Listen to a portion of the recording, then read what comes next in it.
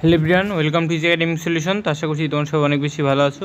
তো আজকের এই ভিডিওতে আমরা মূলত আলাপ করব তোমাদের সপ্তম শ্রেণীর যে বিজ্ঞান বিষয়ের বার্ষিক পরীক্ষার মূল্যায়ন নির্দেশিকা নিয়ে, অর্থাৎ তোমাদের যে সিলেবাসটা কী কী থাকবে বার্ষিক পরীক্ষায় এবং তোমাদের কোন কোন টপিক থেকে কোশ্চেন আসবে এবং কীরকম কোশ্চেন আসতে পারে।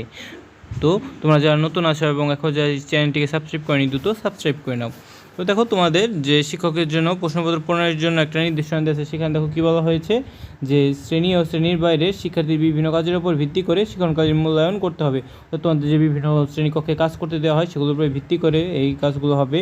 শিক্ষার্থী নানা কাজকে 3টি আইটেমের অধীনে অন্তর্ভুক্ত করা যেতে পারে। সেগুলো প্রতি টাইমের জন্য 10 নাম্বার করে টোটাল 30 নাম্বার থাকবে। তো তোমাদের 3টা কাজ করতে দেবে, সেখানে তোমরা 30 নাম্বার পাবে এবং সামষ্টিক মূল্যায়ন হবে তোমাদের 100 নাম্বারে। সেখানে কী কী থাকবে দেখো, অনুসন্ধানী পাঠ বইয়ের সিলেবাসে কতটুকু হবে তার নিচের অধ্যায়ে সব বোঝানো আছে, এই অনুযায়ী তোমাদের পড়তে হবে এবং সেখান থেকে বহু নির্বাচনী প্রশ্ন, এক কথায় উত্তর, সংক্ষিপ্ত প্রশ্ন, তারপরে বিশ্লেষণমূলক প্রশ্ন, এগুলো থাকবে। এটা 100 নাম্বারে হবে, যেটাকে পরবর্তীতে 70 নাম্বারে রূপান্তর করা হবে। অর্থাৎ তুমি যদি 100 নাম্বার পাও তাহলে সেটার তোমার কয় পার্সেন্ট হবে, সেটার তোমার 70%।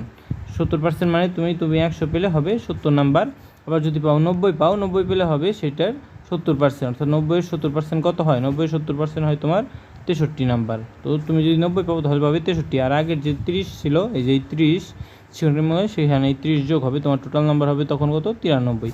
এভাবে মূলত নাম্বারটা দেওয়া হবে। এবং তোমাদের বার্ষিক পরীক্ষায় কী কী সিলেবাস থাকবে দেখো, এই সিলেবাসটা এখানে দেওয়া আছে। তো দেখো, তোমাদের প্রথম অধ্যায় থাকবে ফসলের ডাক। এই অধ্যায়ে তোমরা যে প্রথম অধ্যায়ের 1.1 থেকে 1.7 পাঠ পর্যন্ত পড়বে। এবং দ্বিতীয় অধ্যায় যে আছে পদার্থের সুলুক সন্ধান, এখানে তোমরা কী করবে যে অধ্যায় 2, অর্থাৎ এটা হচ্ছে তোমার অনুশীলন বইয়ের তোমার যে পুরাটাই পড়তে হবে, যে ফসলের ডাক, তারপরে পদার্থের সুলুক সন্ধান, এই সবগুলোই পড়তে হবে। তো বাম দিকে তোমার অনুশীলনী বই এবং ডান দিকে তোমার অনুসন্ধানী পাঠ বই দেওয়া আছে। তো দেখো, এখান থেকে তোমার কি করতে হবে, দেখো তোমার যে এইখান থেকে ফসলের ডাক, তারপরে তোমার যে পদার্থের সুলুক সন্ধান, কোষ পরিভ্রমণ, তারপর সূর্যালোকের রান্না, অদৃশ্য প্রতিবেশী, পানির সাথে বন্ধুতা, ডাইনোসরের ফসলের খোঁজে, এই অধ্যায়গুলো তোমার পড়তে হবে। অর্থাৎ সবগুলো অধ্যায় পড়তে হবে না। আর এইদিকে অনুসন্ধানী পাঠ বই তোমরা প্রথম অধ্যায় থেকে 1.1 থেকে 1.7 পাঠ পর্যন্ত পড়বে এবং দ্বিতীয় অধ্যায় থেকে 2.1 ও 2.3 পড়তে হবে। অর্থাৎ আর কোনোগুলো পড়তে হবে না, শুধু এই দুইটায় পাঠ পড়লেই হবে, 2.1, 2.3। এবং তৃতীয় অধ্যায় থেকে তোমার 3.4 এবং 3.7 এই দুইটা পাঠ পড়লেই হবে। এবং চতুর্থ অধ্যায়ে 4.1 থেকে 4.4 পর্যন্ত পড়তে হবে। এরপরে তোমার ষষ্ঠ অধ্যায় আছে, ষষ্ঠ অধ্যায়ে 6.2 থেকে 6.4 এবং 6.7টা পড়তে হবে। কয়টা আছে এখানে দেখো, তোমার 6.2, 6.3, 6.4 এবং 6.7, এই অংশগুলো তোমার পড়তে হবে।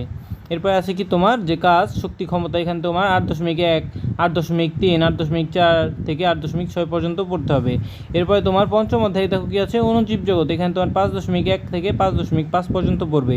এরপরে আছে অধ্যায় 1, অর্থাৎ অধ্যায় 1-এ তুমি কোন কোন বিষয় পড়বে দেখো, 11.1, 11.4, 11.8 এই অংশগুলো পড়বে। এবং অধ্যায় 12-তে দেখো কি আছে, অধ্যায় 12-তে ভূপৃষ্ঠ ও প্লেট টেকটনিক, এখান থেকে তোমার 12.2 থেকে 12.3 পর্যন্ত এই দুইটা পাঠ তোমার পড়তে হবে। এই ছিল তোমাদের যে অনুশীলনী বই এবং অনুশীলনী পাঠের যে অনুসন্ধানী পাঠের সিলেবাস। তো তোমাদের প্রশ্ন কাঠামো তো দেখলেই, তোমাদের 30% এবং 70% সামষ্টিক মূল্যায়ন হবে। এবং তোমার যে প্রশ্নের ধরনটা কীরকম হবে দেখো, অর্থাৎ তোমার যে বিভিন্ন শ্রেণীকক্ষের কাজ, অর্থাৎ বা শ্রেণীকক্ষের বাইরের কাজ, সেখানে তোমার 10 নাম্বার থাকবে। বাড়ির কাজ, অ্যাসাইনমেন্ট, প্রজেক্ট, এখানে থাকবে কত, 10 নাম্বার। এবং তোমার যে ব্যবহারিক কাজ, সেটাও তোমার 10 নাম্বার থাকবে, এইগুলো তোমার 30 নাম্বার।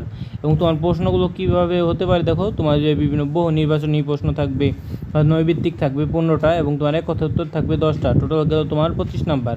এরপরে তোমার বিভিন্ন সংক্ষিপ্ত প্রশ্নের উত্তর থাকবে, সেটাই থাকবে কত, যে 10টা প্রশ্ন থাকবে এবং এখানে থাকবে তোমার 2 করে, টোটাল 20 মার্ক। এবং তোমার রচনামূলক প্রশ্ন থাকবে 5টা, সেখান থেকে 3টার উত্তর করতে হবে এবং এখানে তুমি পাবে 15 নাম্বার। এবং তোমার রচনামূলক প্রশ্ন যে প্রেক্ষাপট নির্ভর থাকবে 7টা, সেখান থেকে তোমার 5টা অ্যান্সার করবে এবং সেখানে থাকবে 40 নাম্বার, টোটাল তোমার 100 নাম্বার। তো এইভাবে মূলত তোমাদের কোশ্চেনগুলো করা হবে। শিক্ষণকালীন মূল্যায়নের নমুনা প্রশ্ন যে দেওয়া আছে, এগুলো আমরা কী করব, সেই নমুনা প্রশ্নে তোমার কী করতে হবে দেখো, শ্রেণীতে জোড়ায় কাজ করে বসে দেখাও যে শক্তির ধ্বংস নেই, সৃষ্টি নেই, তবে রূপের পরিবর্তন আছে। তারপরে তোমার যে অ্যাসাইনমেন্ট, বিভিন্ন অ্যাসাইনমেন্ট দিতে পারে, যেমন পোস্টার পেপারে কালি ব্যবহার করে পৃথিবীর অন্তরীণ গঠন তালিকা, এগুলো তোমাদের কি শিক্ষণকালীন মূল্যায়নের যে নমুনা প্রশ্ন। অর্থাৎ যে এই যে তো এখন তোমাদের যে ধারাবাহিক মূল্যায়ন বা শিক্ষণকালীন মূল্যায়নে 30 নাম্বার থাকবে, যে শ্রেণীর কাজ, বাড়ির অ্যাসাইনমেন্ট, সেই প্রশ্নগুলো এখানে দেওয়া আছে।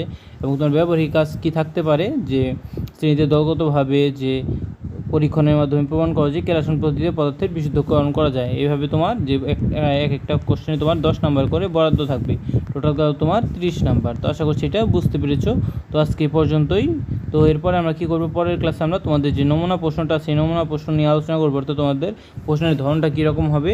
তো আজকে এ পর্যন্তই। তো এই ভিডিওটি ভালো লেগে থাকলে অবশ্যই ভিডিওতে লাইক এবং চ্যানেলটিকে সাবস্ক্রাইব করতে ভুলবে না। তো সবাইকে ধন্যবাদ জেনে সেখানেই শেষ করছি।